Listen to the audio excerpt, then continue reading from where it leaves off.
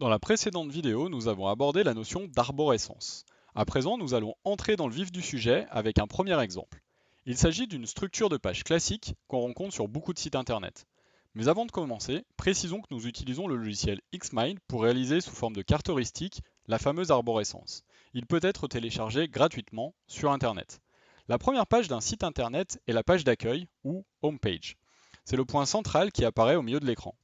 Beaucoup de personnes pensent que la page d'accueil d'un site est la porte d'entrée. En réalité, c'est souvent faux. En effet, si vous développez une stratégie d'acquisition, par exemple avec du référencement naturel, il y a fort à parier que votre cible arrivera sur votre site via l'une des différentes pages de contenu que vous avez écrit et plus rarement par la page d'accueil.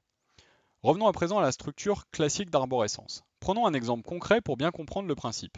Imaginez que vous exercez le métier de sophrologue dans votre propre cabinet sur Lyon et que vous souhaitez créer votre site internet. Voici l'organisation de pages qu'on rencontre régulièrement. Le sophrologue dispose de 5 pages principales.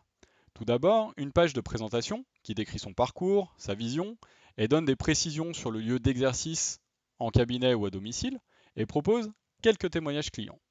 Vient ensuite une page d'accompagnement permettant de comprendre le déroulement d'une séance et le fait que le praticien exerce en individuel ou en groupe.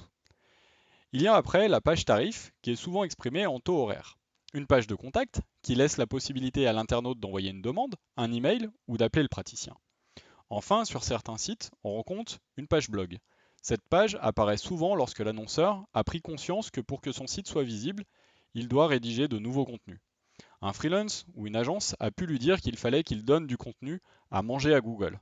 C'est la raison pour laquelle, à côté de la rubrique Actualité, qui témoigne du dynamisme du praticien, on peut trouver une rubrique Fiche conseil qui développe 10 pages. Au final, nous sommes face à un site d'environ 25 pages. Il joue le rôle d'une carte de visite en ligne et c'est un bon début.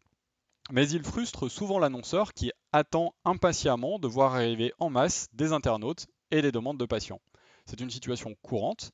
Alors, que faire pour développer une plus forte visibilité? Quelle arborescence envisager? Combien de pages créer? Et surtout, comment organiser le site d'une façon plus efficace? C'est ce que nous allons voir dans la prochaine vidéo. Et d'ailleurs, avant de nous quitter, nous avons pris l'exemple de la sophrologie comme nous aurions pu prendre celui d'un autre métier. Sachez toutefois que si vous êtes sophrologue et que vous souhaitez en savoir plus, en nous laissant un j'aime et en commentant la vidéo, cela va nous encourager à vous apporter de précieux conseils pour développer votre stratégie digitale.